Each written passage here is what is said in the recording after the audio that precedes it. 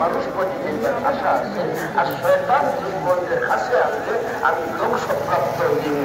এর জন্য আল্লাহ তাআলার কাছে আমরা পানা চাইব এই মজবুত শয়তান যেন আমার কাছে না আসে ইনশাআল্লাহ। আমার আব্বাজান দোয়ার মাঝে বলতেন শোনাই যে নসয়ে কোথা কুয়ারো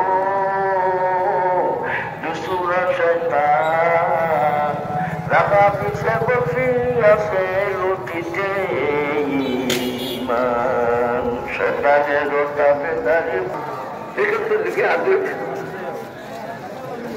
আমরা কেউ খান্নাস হইতে চাই না। আল্লাহ আমাদের হেফাজত করুন বলে আগে চীন এই দুশ্মন থেকে আশ্রয় চাইবো বলেন আবার কার ব্যাপারে সপোর্ট করছো আমি আল্লাহ কবি মনে করছো আর তোমার দুর্বলতারে প্রকাশ করছো তোমার আমল আমি জহিরা বানাইয়া জন্মতে পৌঁছাইবার জন্য ব্যবস্থা দিয়েছি।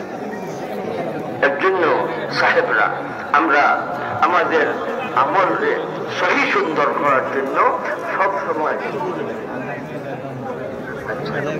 মাহতারাম হাজরিন